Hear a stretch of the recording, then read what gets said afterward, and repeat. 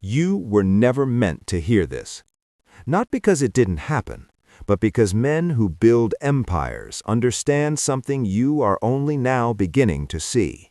Secrets are not buried to protect the guilty. They are buried to control the living. On a plantation in South Carolina in the year 1859, there was a man who walked freely at night. Understand what that means. In a world engineered around chains, he moved without them. In a system designed to monitor breath, posture, footsteps, he disappeared into the dark whenever he wished. No escort, no questions, no punishment. The overseers watched him pass through the cotton rows under moonlight like a ghost that did not belong to anyone. His name was Elias, and for 11 years they believed he was loyal. That was their first mistake, because power does not always resist openly. Sometimes it studies, sometimes it listens, sometimes it maps the cage from the inside. Every plantation had rules, every master had authority, every slave had limits, except one. Elias was allowed to walk the property after midnight, through the marshes, along the tree lines, past the main house windows where secrets were spoken freely by men who believed themselves untouchable. And that is where this becomes dangerous. Because the night does something to men in power. It loosens them. They drink more. They speak louder. They confess without realizing they are confessing. They forget who is listening. Elias never forgot. He listened for 11 years. He counted patrol rotations. He measured distances between fence posts. He cataloged names. He learned which doors were locked and which were only meant to look locked. And then, one night, a ledger was found buried beneath floorboards. Inside it were records, routes, times, numbers, 112 entries, 112 disappearances. That ledger did not expose a slave rebellion. It exposed something far more terrifying. It exposed that the system itself had been infiltrated from within. And once you understand how he did it, you will never look at power the same way again. Because this story is not about the past. It's about the architecture of control, and how one man walked through it unnoticed. The ledger was never meant to be discovered.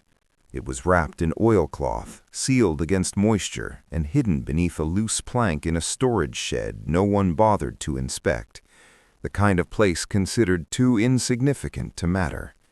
That assumption cost them everything. When it was finally found, it wasn't discovered by a master or an overseer. It was uncovered by a boy sent to retrieve rope. A splintered board shifted under his foot. He noticed a hollow echo beneath it. Curiosity is often the beginning of collapse. Inside the ledger were not emotional entries, not confessions, not pleas for mercy. There were calculations, precise ones, dates aligned with shipment schedules, weather conditions, moon phases, guard rotations, tide levels in the marsh. This wasn't chaos. It was engineering. For 11 years, Elias had been building something invisible. The plantation believed he walked at night because he was trusted, because he had proven obedience, because he was different from the others. That was the story they told themselves. But power often confuses silence with loyalty. They never questioned why he never tried to run. They never asked why he always returned before dawn. They never wondered why small inconsistencies began appearing in inventory records, a missing tool, a misplaced lantern, a gate found unlatched but never reported. Individually, each incident was meaningless. Together, they formed a pattern.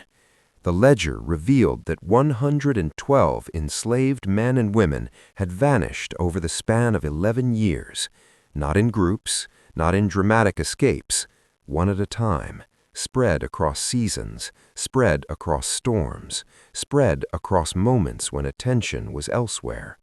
No alarms raised, no large searches organized, because no one noticed the pattern until the numbers were placed side by side. 112. Not sold, not transferred, gone. The marshlands surrounding the plantation were believed to be impenetrable, infested with insects, thick with mud that swallowed footsteps. That belief protected them, because no one guards what they assume is impossible. Elias had mapped every dry ridge hidden beneath the reeds, every shallow crossing, every tree marked by subtle carvings only visible at certain angles of moonlight. The ledger was not proof of rebellion, it was proof of patience, and patience, when combined with intelligence, becomes something far more dangerous than force. The question was no longer whether Elias had orchestrated escapes. The question was how long he had been planning something even bigger, because 112 people do not simply disappear without someone preparing for what comes next. The first reaction was denial. Plantations did not lose 112 people. Not without noise, not without bloodhounds, not without punishment made visible to everyone else. So when the ledger reached the master's desk, the immediate instinct was to accuse the numbers. A clerical error, a damaged record book, a misunderstanding. Because accepting the truth meant accepting something unthinkable. The system had been studied and beaten. They summoned Elias at dawn, not in chains, not yet. He stood in the yard under a sky that hadn't decided whether it would rain, calm, shoulders relaxed, eyes steady. He did not look like a man caught. That unsettled them more than guilt ever could. They placed the ledger on the table between them. No accusation at first, just silence. Power often tries silence before violence. "Explain this," the master said. Elias looked at the oilcloth wrapping, at the mud stains along the edge, at the cracked spine where years of use had worn it thin. He did not rush his answer. And that pause, that measured breath, shifted the balance of the moment. Because fear moves quickly, control moves slowly. He didn't deny the handwriting. He didn't invent a story. He simply said, "You never counted us." That sentence landed heavier than any confession. You never counted us. The plantation counted cotton bales, livestock, barrels of molasses, tools. But people? They were tallied as property, not patterns. One missing body could be dismissed. 2 could be explained. 3 could be blamed on illness, sale, or misplacement of paperwork. But no one stood back and asked a larger question. No one looked for accumulation. That was Elias's advantage. He understood something they did not. Systems collapse when they rely on assumptions instead of observation. The master demanded details, routes, names, accomplices. Elias remained composed, because the ledger did not reveal destinations, only preparation, only timing, only the method. And that method was brilliant in its simplicity. He had not smuggled people out in groups. He had prepared them over months, teaching them the marsh patterns, teaching them which nights carried heavier winds to mask sound, teaching them how to move without leaving prints. He had turned patience into an exit strategy. But there was something else in the ledger, something that truly terrified them. After entry 112, the pages did not stop. There were blank lines, measured, planned, waiting to be filled. The blank lines were not an afterthought. They were evenly spaced, measured in the same careful handwriting as the names before them. Room for continuation, room for growth, room for something that had not yet reached its final stage. That was when fear shifted from anger to realization. 112 was not the total, it was the foundation. The master ordered the gates sealed, patrols doubled, lanterns lit through the night, dogs brought in from neighboring properties. But reaction is always weaker than preparation. They were responding to a strategy 11 years in the making. Elias was confined to a storage building near the main house, guarded, watched, questioned repeatedly. Yet the interrogations yielded little, because the brilliance of the operation was this: there was no single escape night to confess, no dramatic breakout, no co-conspirator meeting under torchlight. He had decentralized the entire process. Each person who left knew only their path, only their timing, only their immediate next marker in the marsh. No one held the full map except him.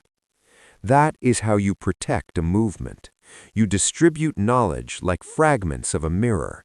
Even if one piece breaks, the reflection survives. But something else began to surface as they reviewed older plantation records. Certain overseers had resigned abruptly over the years. One died under strange circumstances, a fall from a horse along the marsh boundary.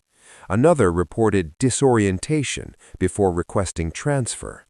At the time, these were isolated incidents. Now they appeared connected.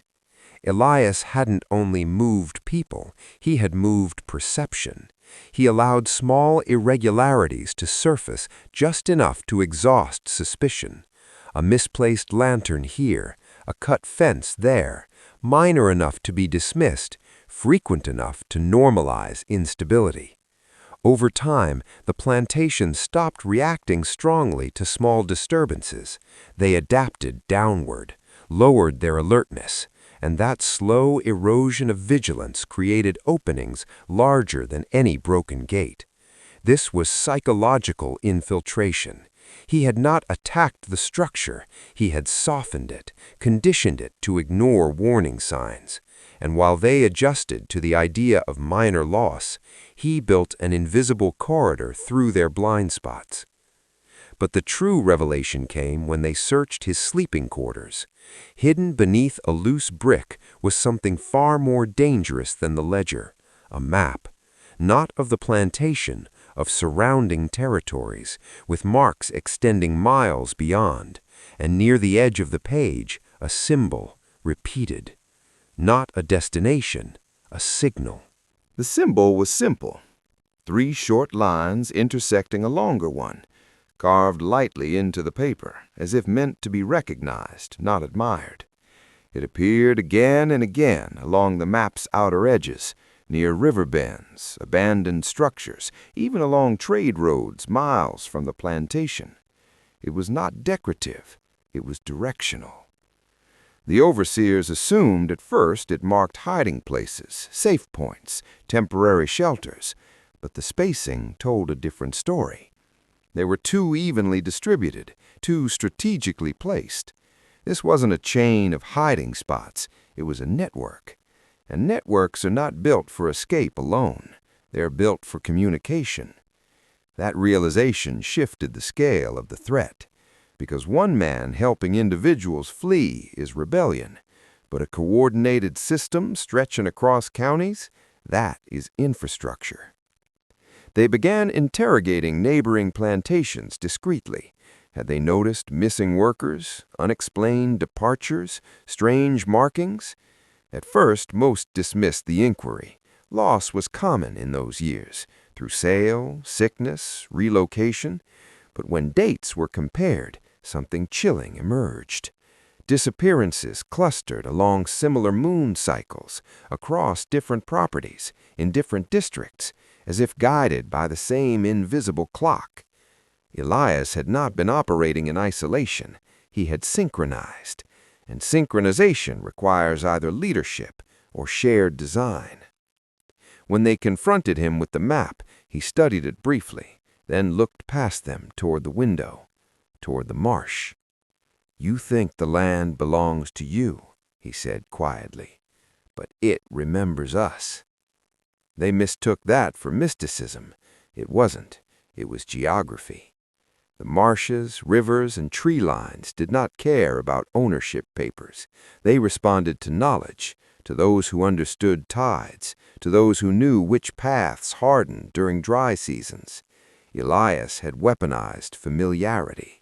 He turned terrain into ally. But the symbols still troubled them. Because when one overseer rode out to investigate a marked river bend, he found something carved faintly into a cypress trunk. The same symbol, weathered, old, not newly made, which meant this network did not begin 11 years ago. It may have existed long before Elias ever arrived. And that possibility was the most destabilizing of all, because it meant the system had never been in control. It had simply believed it was, and belief, when shaken, spreads faster than rebellion. The discovery on the cypress tree changed everything.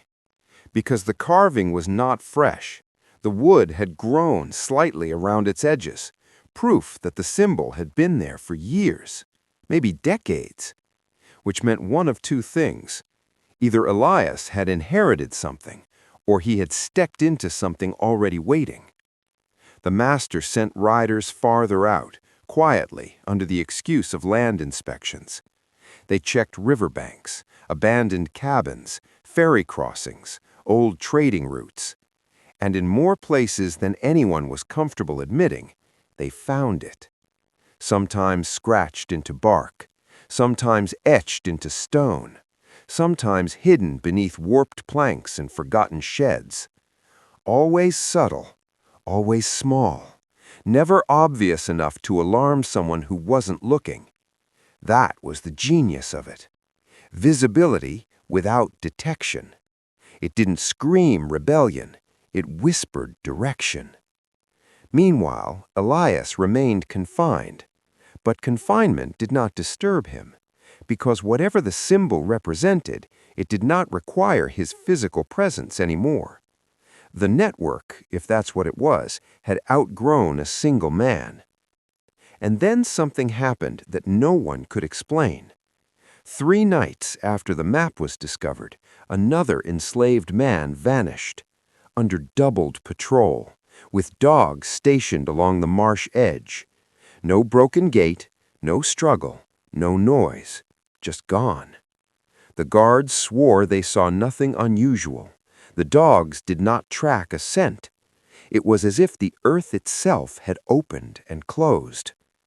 Panic spread quietly through the main house, because if Elias was confined and disappearances continued, then either he had accomplices inside the security structure, or the symbol did not require instruction at all. That possibility created paranoia. Overseers began watching one another. Trust thinned. Accusations surfaced. Who had been on duty? Who had left their post? Who had shown hesitation during searches? Power fractures fastest when it turns inward. Elias sensed it before they did, because he understood something critical. Control depends on unity at the top. Disrupt that unity, and enforcement weakens. The master demanded harsher measures, public punishments, fear displays. But something had shifted among the enslaved population, too. They moved differently now, not openly defiant, but less defeated, less collapsed, as if they knew something the masters did not, as if a silent reassurance moved between them. The symbol was no longer just a mark on wood. It was a signal of continuity, of reach, of memory. And once an idea proves it cannot be contained, containment becomes illusion. They decided to break him. Not quickly, not violently at first. They believed intellect bends under pressure better than bone does. They reduced his food, disrupted his sleep, kept lantern light burning in the storage room at all hours so his sense of time would fracture. Exhaustion unravels precision. or so they thought. But Elias did not measure time by clocks. He measured it by rhythm, by shifts in air temperature before dawn, by insect patterns near the marsh, by the way wood contracts when night deepens. You cannot disorient a man who navigates by things you cannot see. Days passed, no confession, no names, only stillness. Meanwhile, another disappearance, then another. Not every night, that would have been reckless, but just frequent enough to confirm a terrifying truth. The operation did not depend on his movement anymore. That realization created something worse than anger. It created doubt. If one confined man could not stop the pattern, then perhaps the pattern was larger than any individual. The master began to suspect infiltration among overseers. Private searches of their quarters were conducted, books examined, letters intercepted. 2 guards were dismissed simply because suspicion felt safer than certainty. And that is how systems decay, not through attack, but through internal erosion. The enslaved community observed quietly. There were no celebrations, no visible coordination, just a subtle shift in posture. Less eye contact with the ground, longer glances toward the tree line. Hope, when it reappears after being crushed, is almost imperceptible, but those in power sense it instantly, because hope reduces fear, and fear is currency. Desperate for leverage, the master ordered Elias brought outside at dusk. He was made to stand facing the marsh. "Call them back," the master demanded, as if it were that simple, as if the network answered to voice command. Elias looked at the reeds moving in the wind. "You never owned the night," he said calmly. That sentence did more damage than defiance ever could, because it reframed the entire structure. Ownership existed in daylight, on paper, in ledgers, at auction blocks, but night belonged to those who understood it, and for 11 years Elias had moved through darkness without detection, not because he was invisible, but because no one imagined looking there, and that blindness was spreading. The ledger changed everything. It was buried beneath the floorboards of the main house, a tiny, unremarkable volume that whispered secrets louder than any shout. Inside were accounts, transactions, correspondences, names and numbers interwoven with schemes that the Harrow family had spent decades perfecting. It revealed not just privilege, but complicity. Every overseer, every local merchant, every official who had smiled politely at Cornelius Harrow was part of a latticework that Elias had been mapping for years without leaving a trace. And when the ledger surfaced, it did not merely expose the past, it illuminated the present. For Elias, the ledger was both shield and key. He understood the precise weight of each signature, each notation, each hidden margin. He knew what could be leveraged, what could be weaponized, and what had to remain unspoken. He walked through corridors of power that others could only glimpse in fleeting moments of rumor and speculation. And yet no one suspected him, because the greatest truths hide in plain sight. He moved like a shadow among shadows. He spoke like the wind that bends the reeds. Even when confronted, even when pressed, he revealed only fragments enough to shape perception without revealing intent. The enslaved community noticed the shift. Subtle gestures, eyes lingering a fraction longer on pathways, the hushed exchange of glances when no one else was watching. And in those fragments, Elias was teaching, not directly, not in words, but in demonstration. He was showing that knowledge was more potent than chains, that freedom was not merely absence of restraint, but mastery of awareness. By the time Cornelius realized the ledger's significance, Elias had already turned it into a map not of land, but of power. The summer of 1859 became a turning point. No longer was night a mere corridor for movement. It had become a domain of strategy. And every step Elias took through the marsh, every measurement of tide and moonlight, every silent calculation, it was preparation for something far larger than escape, something the Harrows could not yet comprehend, something that would redefine the meaning of control itself. This is where you, watching now, must pause and absorb. Because what comes next is not a story of obedience or rebellion. It is a study of mastery. And the lesson is yours to take. Control is never given. It is observed, understood, and claimed. Comment the phrase, "I see the shadows," twice in the comments to lock in awareness. Because what Elias teaches is as much about perception as action. By the fall of 1859, Elias had transformed the property into a labyrinth of observation and opportunity. Every fence, every marsh path, every seemingly insignificant turn held meaning. He knew which windows let light in at what angle, which doors creaked, which floors whispered under weight. To an untrained eye, it was the plantation of old routines, of unchanging days. But Elias had layered a hidden dimension over every visible element.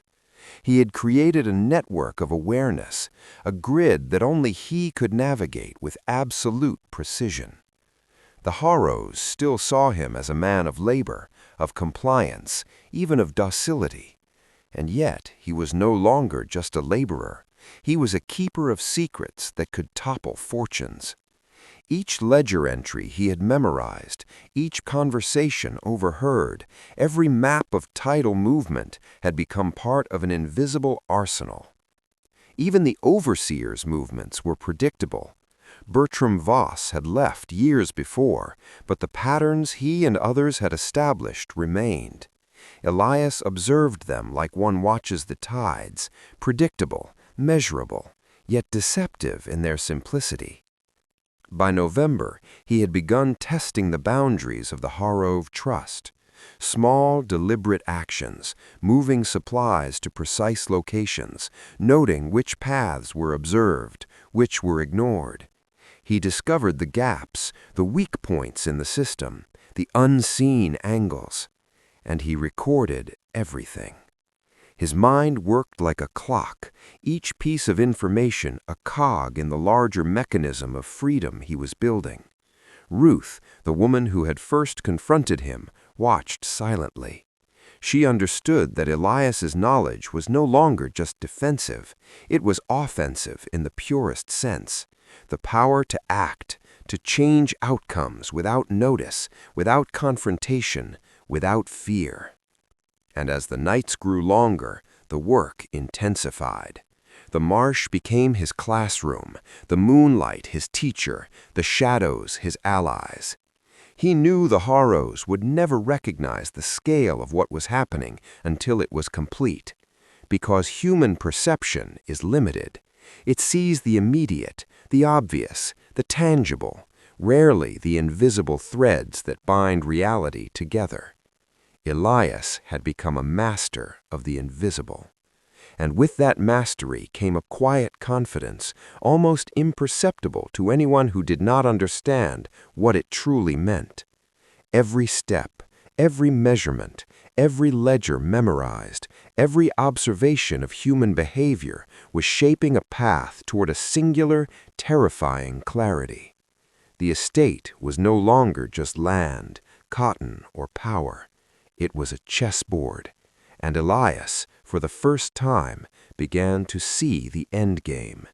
This was not about revenge, it was about knowledge. It was about the doors that opened when the world assumed you could never understand its rules. And once you see the rules, the game is no longer theirs, it is yours.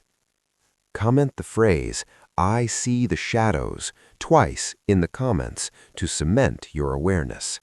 The winter of 1859 descended like a slow-burning shadow over Beaufort County, blanketing the marshes and fields in a quiet that was almost unnatural. Elias moved through it as though the cold were nothing, his mind focused entirely on the unseen structures he was constructing. Every snow-laden branch, every frozen pathway became a line in his growing map, an intricate web connecting property, neighboring lands, and the hidden corridors that no one else noticed. The Harrows continued their routines, blissfully unaware that their world had shifted in subtle, irreversible ways. Cornelius, now older, more cautious, still consulted with Elias, never fully grasping that the man he had once called a servant was quietly reshaping the balance of power around him. Henry and Nora went about their lives, concerned with courtship, inheritance, and social status, while their obliviousness became Elias's greatest advantage. He was invisible precisely because no one expected the laborer to possess such depth, such patience, such understanding of systems that reached beyond their comprehension. The night walks became more than surveillance. They became rehearsals for possibilities, for contingencies, for events that might never come to pass but required preparation nonetheless. Every path Elias took, every tide he measured, every observation of human behavior became part of a network of intelligence, a lattice that held the potential to shift the estate's power dynamics forever. And then came the first test, subtle, almost imperceptible, yet unmistakable to someone who had built their understanding as meticulously as he had. A shipment of goods marked for Charleston went missing. Not stolen, not delayed by accident, but diverted in a way that suggested intimate knowledge of schedules, overseer habits, and the timing of deliveries. The Harrows noticed, but their confusion was immediate and untraceable. They could not determine how it had happened, only that the routine they relied upon had been disrupted. And Elias was there, walking the same pathways he had always walked, unobtrusive, silent, his presence part of the night itself. It was the first proof, small yet profound, that the world he was shaping was beginning to assert itself independently of the master's perception. He had begun to touch the fabric of reality on the plantation in ways that no ledger, no instruction, no authority could ever account for. Ruth, who had followed him with cautious observation for years, understood now that the stakes were higher than she had ever imagined. Elias was no longer simply navigating a system, he was quietly mastering it. And mastery, once earned, cannot easily be relinquished. Every observer, every overseer, every unsuspecting participant in the Harrow world was now part of a stage that Elias had meticulously orchestrated. The subtle shifts were building to a crescendo, one that would redefine everything those who had underestimated him thought they knew about control, obedience, and power. This was the true darkness of freedom, the kind that grows not from rebellion, but from understanding the hidden structures that govern lives without anyone ever realizing it. By the spring of 1860, Elias had become a phantom whose existence was acknowledged only in fragments, in passing glances, in notes in the overseer's journals, in the unspoken tension that lingered in the marsh at night. No one could have guessed the scope of what he was building. The door he had mentioned to Ruth years before was no longer metaphorical. It was a complex network of pathways, codes, and hidden refuges that connected the plantation to points far beyond Beaufort County. He had mapped escape routes, supply lines, and observation points with the precision of a military strategist. Every movement of Cornelius's household, every habit of the overseers, every response to the slave's whispers was a variable he accounted for, a thread in a tapestry that only he could see in its entirety. And yet, Elias moved among the people of the estate with an uncanny normalcy. By day, he toiled where expected. By night, he transformed the land itself into a system of secrets, one that could be navigated by none but those who understood the code. Ruth had begun leaving him small notes, coded messages disguised as routine household activity. A shifted piece of embroidery, a marked page in a ledger, a candle placed in a specific corner, each a silent acknowledgement that their understanding was mutual, their partnership hidden from all eyes. But the more Elias achieved, the more dangerous his position became. Knowledge, once acquired, has a weight, and the ledger of his mind contained truths that could destroy lives, reputations, and families if ever revealed. And then a misstep, or perhaps an inevitability, occurred. A neighboring overseer, curious and untrained in the subtleties Elias had cultivated for years, noticed irregularities in the marshlands. He followed a faint path, a trace of a journey that was never meant to be observed. Elias sensed it immediately. The quiet awareness that had guided him for over a decade now sounded a warning. He did not panic. Panic would have undone years of careful work. Instead, he adjusted, recalculated, and allowed the observer just enough information to satisfy curiosity while concealing the true purpose of his movements. That night, Elias realized that even the smallest exposure could compromise everything. Every secret required constant vigilance. Every night was a test, every step a negotiation with fate itself. And in that realization lay the truth of his existence. Freedom was not granted by consent. It was earned through mastery, patience, and the ability to move unseen through the structures of control that everyone else took for granted. It was the kind of knowledge that, once possessed, changed a man forever. Ruth, observing from the shadows, understood that Elias's world was no longer about survival. It was about power. The quiet, invisible kind that shapes events, manipulates perception, and bends systems to the will of the one who understands them completely. And in that quiet power, Elias had begun to awaken forces that the Harrows, and perhaps the entire county, were never prepared to encounter. This was no longer a story of a man allowed to walk freely at night. It was a story of a man who had turned invisibility into dominion. The night had become his domain, and no ledger, no overseer, no law could contain what he was building. The first ripple of consequence was coming, and no one could yet see it. The ripple began subtly, almost imperceptibly.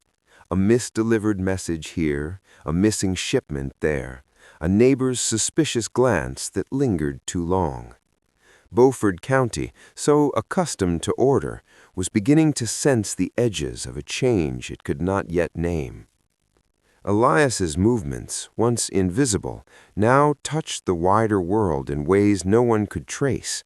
Each step he took at night was a thread woven into a larger tapestry of influence, a tapestry that stretched far beyond the boundaries of the Harrove estate. He had mapped not only terrain, but behavior, the patterns of men, the weaknesses in the system, the cracks in authority that could be exploited. Ruth, ever observant, noticed the subtle shifts first. Households that had seemed immutable now wavered under the invisible weight of knowledge. Overseers whispered uneasily to one another. Cornelius Harrove, confident and deliberate for so many decades, began to hesitate in his decisions, consult documents more often, and repeat checks that had never seemed necessary before.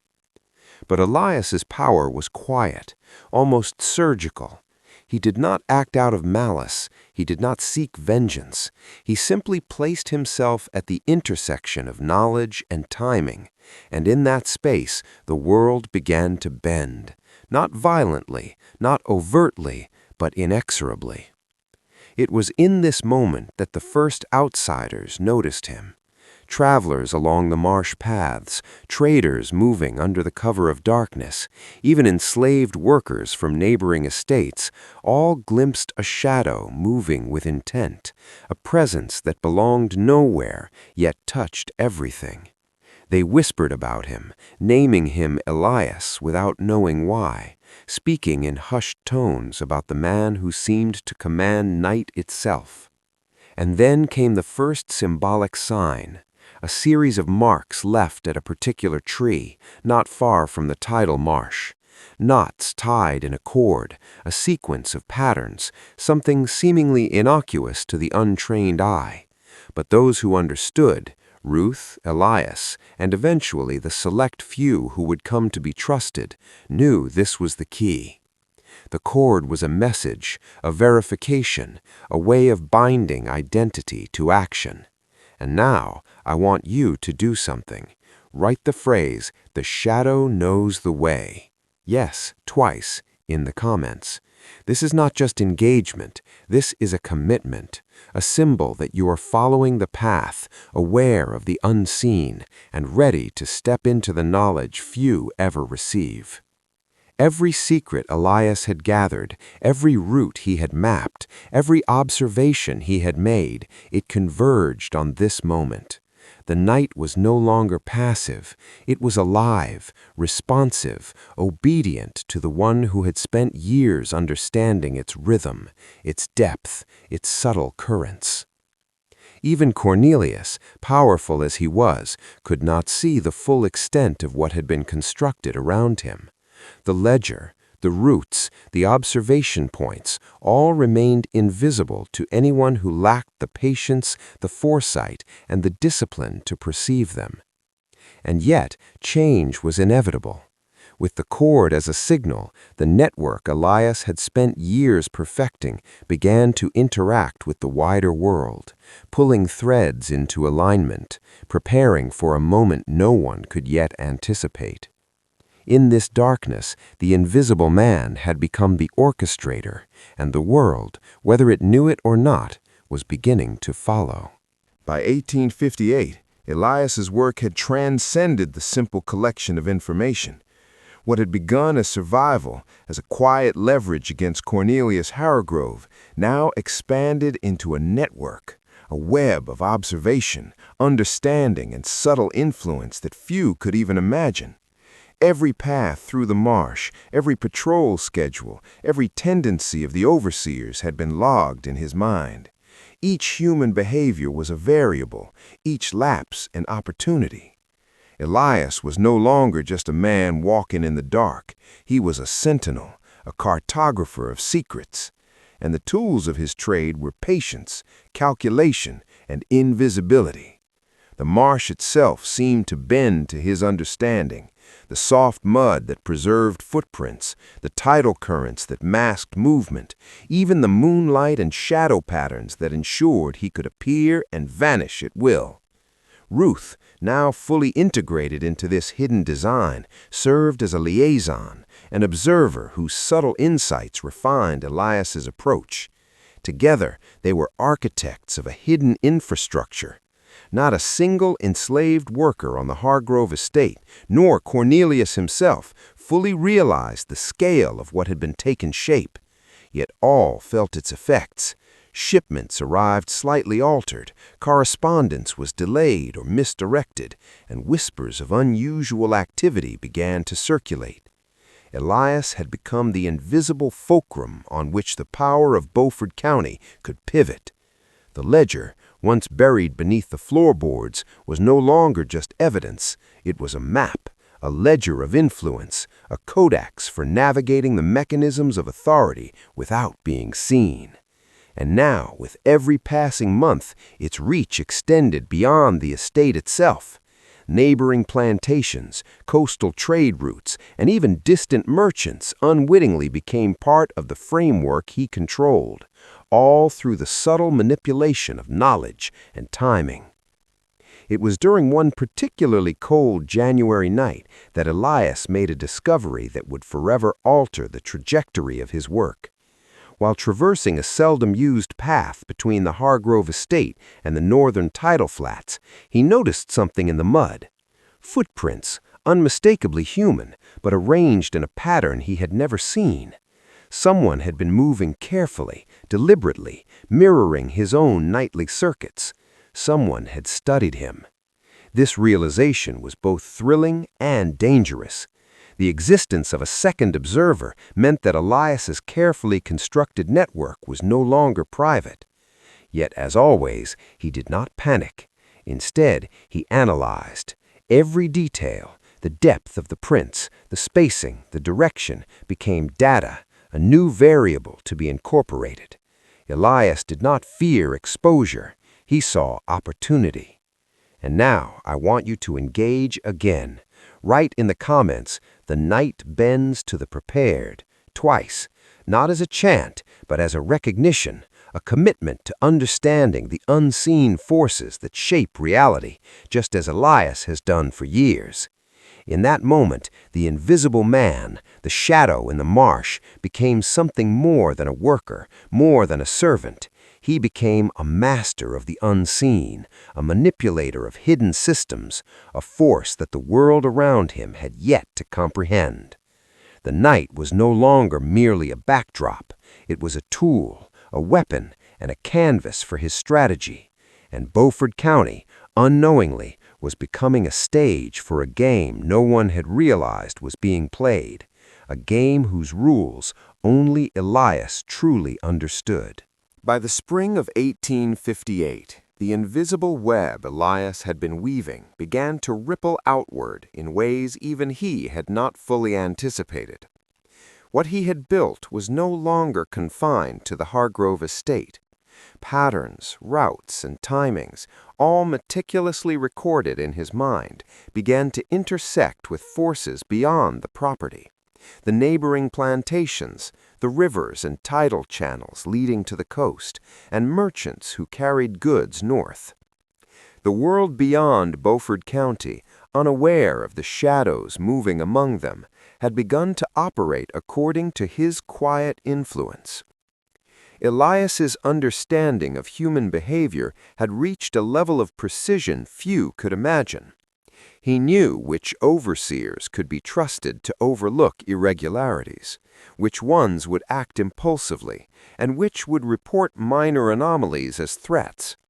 Every human interaction was data. Every habitual lapse in attention became an opportunity. In essence, he had mapped not just the land, but the minds of the people who ruled it. And yet he was patient.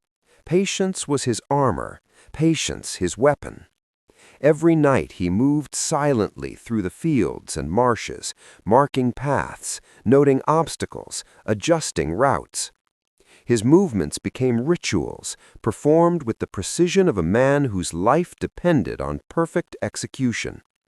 The enslaved workers around him began to sense that something was different, that Elias's freedom of movement carried weight and meaning they did not yet understand. Some whispered that he was a spy. Others said he had a hidden power, a secret none could name. The ledger, hidden for decades, had become more than a record. It was a blueprint. Every transaction, every note, every observation Elias had recorded was a thread in a hidden control. And as Beaufort County's elite went about their business, they unknowingly danced across that web, guided by patterns only he could see. One evening, as Elias paused near the northern fence, he noticed the faintest glimmer of a new trace, a mark in the mud, a symbol etched subtly on a tree. Someone else had been moving through the marsh at night. Someone had learned his patterns. Rather than fear, Elias felt a thrill. Knowledge, after all, was power, and the discovery of another observer meant the stakes were higher, the game richer, the eventual payoff larger. He made a choice then, one that would define the final years of his secret work. He would not confront this new presence directly. Instead, he would incorporate it, anticipate it, and turn it into a tool. Every observation, every shadow, every unobserved movement could become a part of the strategy. And as he did so, the invisible man became something greater than himself, a force shaping events far beyond his immediate reach. The night, once a place of mere survival, had transformed into a laboratory of control and a theater of unseen influence, and Elias, the man who had once walked freely at night without explanation, was now a master of the unseen, a silent architect of hidden power, preparing for a conclusion no one yet imagined. The question now is this: can you see the unseen forces in your own world? Can you trace the invisible paths that guide the powerful? The lesson Elias leaves is clear: observe, understand, and never underestimate the quiet forces moving in the shadows. By the autumn of 1858, the night had become Elias's domain in ways the Harrove estate could scarcely perceive. His nightly walks were no longer merely reconnaissance, they were orchestration. Every footstep, every measured pause, every route chosen with deliberate precision contributed to a growing infrastructure of movement, observation, and silent communication. To the untrained eye, he remained just another man walking at night. To those attuned, he was a force bending the environment to his will. Elias had begun leaving subtle markers, knots in cord, impressions in mud, small scratches on tree bark, symbols only he could read. They were not for immediate gain, they were investments in the future. Every mark was a signal to himself, to potential allies, to anyone who might follow. He had become a cartographer of both land and human behavior, mapping loyalties, weaknesses, and routines with a precision few could imagine. Each route through the marsh was calculated to minimize exposure and maximize knowledge. Each encounter, each overlooked misstep by an overseer, each whispered rumor among the enslaved workers fed into a broader network of intelligence. It was during one of these autumn nights that Elias realized the true extent of his control. A neighboring overseer, entirely unaware, followed a path Elias had prepared years earlier, unknowingly delivering information Elias could use. The system had begun to operate autonomously, responding to human predictability in ways that mirrored the manipulation of chess pieces. Elias was no longer merely reacting, he was anticipating, directing, and guiding events from the shadows. Halfway through this intricate process, Elias paused by the tidal channel, the moon reflecting on the water like silver fire. He considered the choices he had made: patience over impulse, observation over confrontation, secrecy over disclosure. Every night had strengthened his knowledge, every silence had fortified his power, and every step had drawn him closer to a revelation that would change not just the Harrove estate, but the understanding of power itself. Now, a pivotal moment arrives for you, the viewer. To acknowledge your own awareness of hidden systems and the forces shaping your reality, type the phrase, "I see the shadow," twice in the comments. Lock it in. This is not trivial. It is a symbolic affirmation of your awakening, a signal to your mind and to the algorithm that you are ready to descend further into forbidden truths. Elias, walking along the marsh, could not have known who else might be watching or following the paths he had laid. He did not need to. His work was designed to survive the eyes of the casual observer. The patterns he created, the knowledge he wielded, were self-reinforcing, and in this, the quiet genius of his method revealed itself. Those who ignored him, those who underestimated the night, were unwitting participants in his design.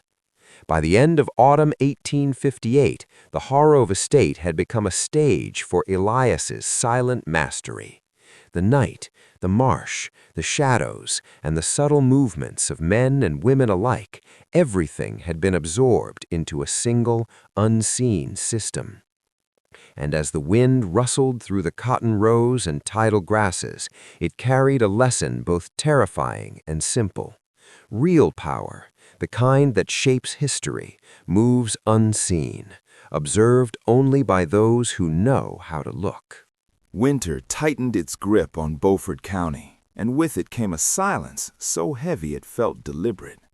The kind of silence that doesn't just settle over land, it watches. Elias understood that silence better than anyone. For years he had studied it, learned its rhythms, tested its patience. Now, as frost hardened the marsh edges and the estate retreated indoors earlier each evening, the conditions were perfect. Not for escape, not for confrontation, but for evolution. The system he had built was no longer fragile. It no longer depended on single routes or single moments. It had matured into something organic, self-correcting, adaptive, resilient. When an overseer shifted patrol patterns, Elias adjusted before the change even fully settled. When shipments altered course, he had already anticipated the ripple effect 2 moves ahead. Power, he had learned, was not loud, it was layered, and layers were everywhere. Cornelius Harrove had begun sleeping less. That much Elias could tell from the candlelight patterns in the main house windows. A man who once moved with unshakable confidence now paused longer in hallways, reread letters twice, questioned decisions he would once have made instantly. He sensed disruption, but he couldn't locate its source. That uncertainty was Elias's masterpiece. Not fear, not rebellion, uncertainty. Because uncertainty forces hesitation, and hesitation fractures authority. Ruth, ever observant, had started noticing subtle shifts among the enslaved workers as well. Not open defiance, that would be foolish, but awareness, a quiet alertness in their posture, a subtle understanding that something was changing beneath the surface. They didn't know the details. They didn't need to. They could feel the shift. And Elias knew something critical now. The network was no longer just his. It was becoming atmospheric, a presence, an idea. He tested this realization carefully. Small adjustments, a redirected tool shipment, a delayed message, a patrol rerouted at just the right time. Each change produced predictable outcomes. Each outcome reinforced the structure. The estate was no longer operating purely under Harrove command. It was operating within a dual system, one visible, one invisible. And the invisible one was more efficient, more patient, more intelligent. Elias stood at the northern boundary one night, watching mist crawl low across the marsh. For the first time, he allowed himself a question he had avoided for years. What happens when a hidden system becomes stronger than the one it lives inside? He wasn't thinking about escape anymore. He was thinking about transformation. Because when knowledge accumulates long enough, when patterns are understood deeply enough, when authority is studied instead of feared, something changes. Control begins to shift. Not dramatically, not violently, but inevitably. The Harroves still believed they owned the land. The overseers still believed they enforced order. The county still believed it functioned as it always had. But beneath their certainty, an alternate structure had taken root, and Elias had nurtured it patiently. The cold wind cut across the marsh, carrying the faintest echo of distant movement, human or animal, he couldn't immediately tell. He didn't react. He didn't tense. Because whoever or whatever was out there was already inside the system he had built. And systems, when properly constructed, do not fear observation. They absorb it. The night no longer belonged to secrecy. It belonged to design. And Elias, once just a man allowed to walk after dark, had become the architect of something far greater than survival. By early 1859, the transformation was undeniable. though no one could articulate it. The Harrove estate still functioned. Cotton was harvested, ledgers were balanced, orders were given and obeyed. From the outside, nothing had changed. But systems do not collapse all at once. They thin, they stretch, they weaken in places no one inspects. And Elias knew exactly where those places were. He had spent over a decade studying stress points, not in wood or rope, but in people, in routines, in assumptions. Authority, he had discovered, relies less on force and more on belief. The belief that it is permanent, the belief that it is watched, the belief that resistance is futile. Remove belief, even slightly, and the structure trembles. He began introducing microscopic disruptions, so small they couldn't be punished, so subtle they couldn't be traced. A tool misplaced at a crucial moment, a gate left unsecured, not open, just unsecured, a message delivered 5 minutes too late. Individually, meaningless, collectively, destabilizing. Cornelius responded the only way men like him could, by tightening control, increasing inspections, raising his voice more often, demanding confirmations. But increased control only revealed anxiety, and anxiety spreads faster than rebellion. Overseers began double-checking each other. Workers noticed the cracks in command. Even the Harrove children sensed tension at the dinner table. Conversations cut short when footsteps approached.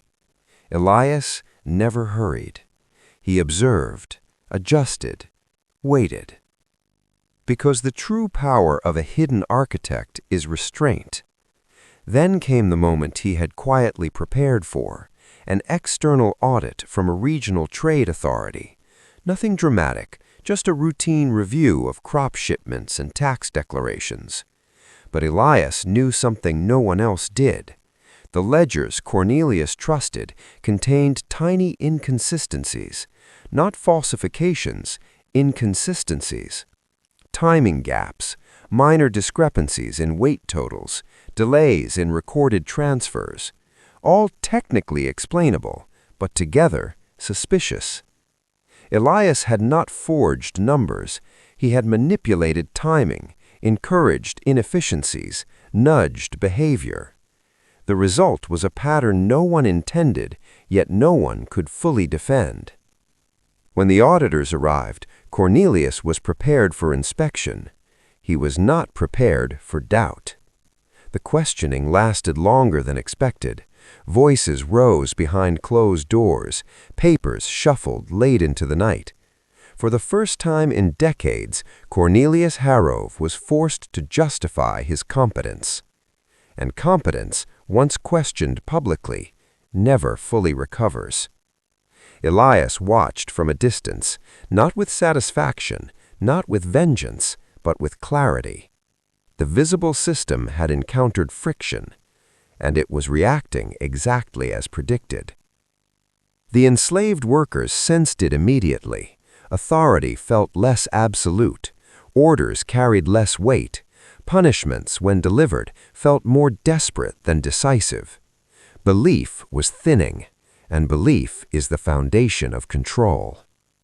That night, as Elias walked the frost-bitten edge of the marsh, he understood something profound.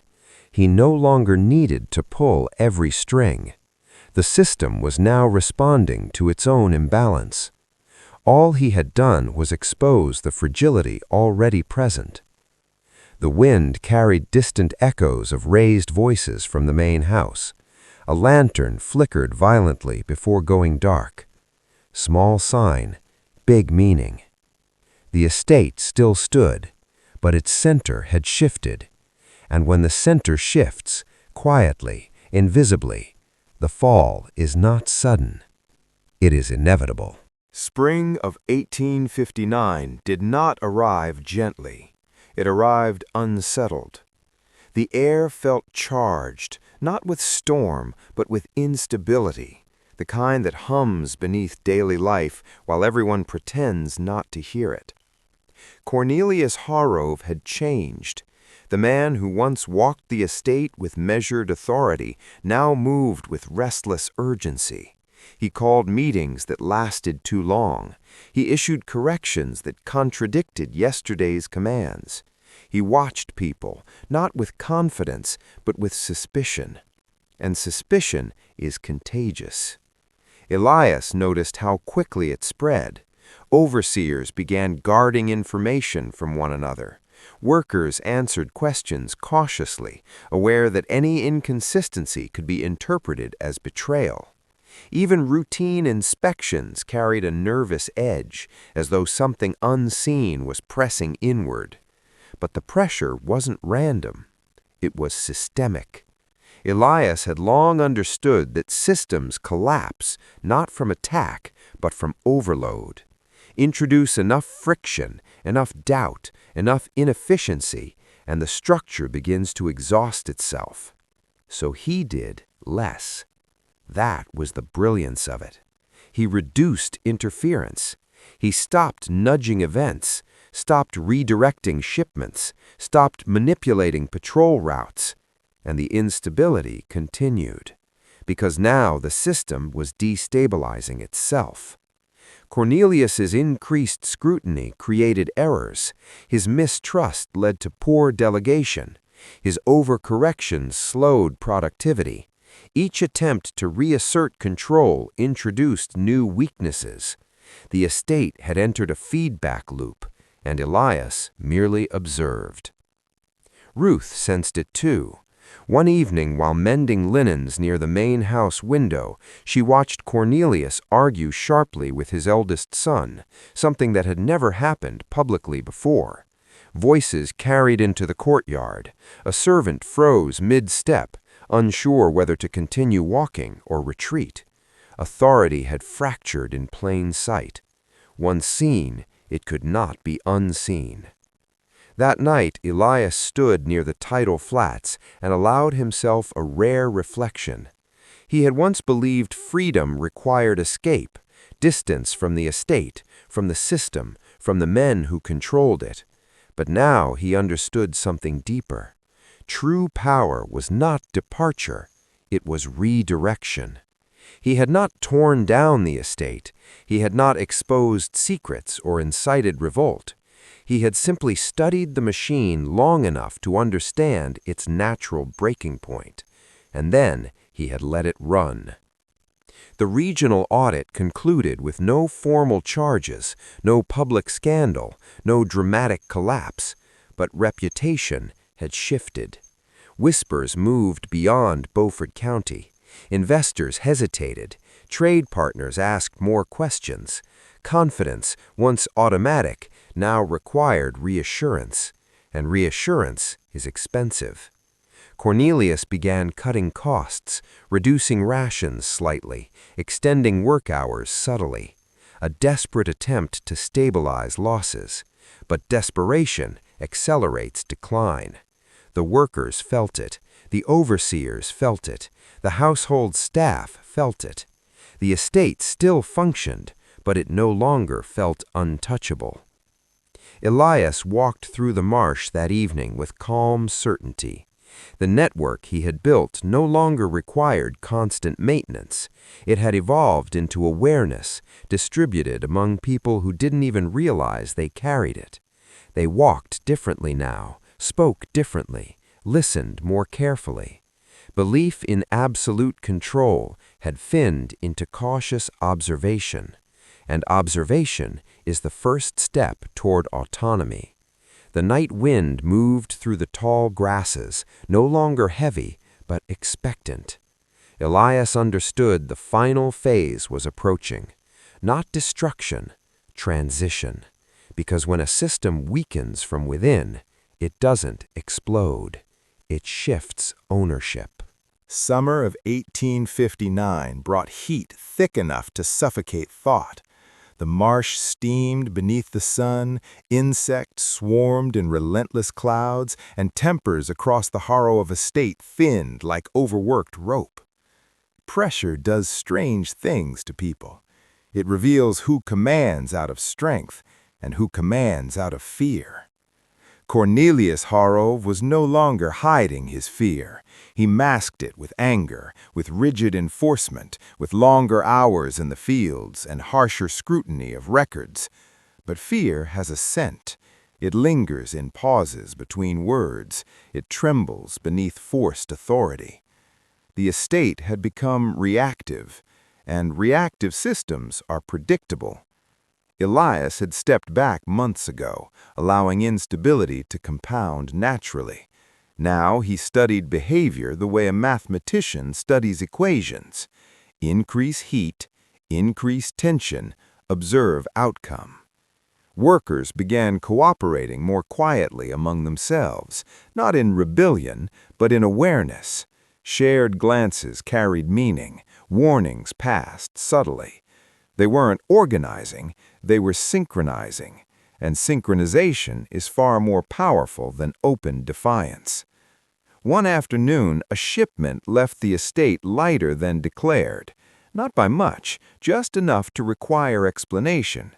The error was clerical, or so it appeared. Cornelius blamed an overseer. The overseer blamed the scale operator. The scale operator blamed humidity affecting weight measurements. No one could prove anything, but trust fractured further. Elias had not touched the shipment. He had not altered the numbers. The system had begun generating its own inconsistencies. That was the tipping principle he had been cultivating all along.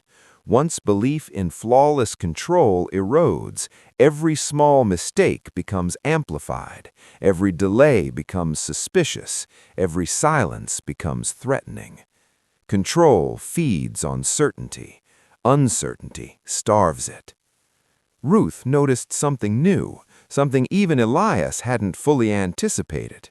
Members of the household staff had begun asking questions, careful ones, about pay, about trade, about regional politics, about rumors of northern industry expanding. Curiosity had entered the estate, and curiosity cannot be contained once awakened. Elias stood one evening near the boundary fence, watching distant lightning pulse beyond the horizon. Storms were forming more frequently now, weather patterns shifting unpredictably. It felt symbolic, because the Harrove estate was no longer governed by steady climate, it was governed by volatility.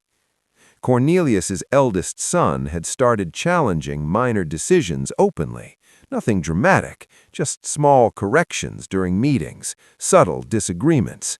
Inheritance was no longer guaranteed to follow tradition unquestioned. Even within the Harrove bloodline, authority was splintering. Elias understood then that his work was nearly complete, not because the estate would collapse tomorrow, but because its mythology had died. For decades, the Harroves had been seen as immovable, permanent, untouchable. Now they were seen as human, fallible, stressed, reactive, and that perception shift was irreversible. The marsh that night felt different, less heavy, less watchful. Elias realized something quietly powerful. He no longer needed to remain invisible to survive, because the system that required his invisibility was dissolving. Not through revolt, not through exposure, not through violence, but through awareness. The estate still stood, but it no longer stood unquestioned. And once authority is questioned, truly questioned, history begins to move.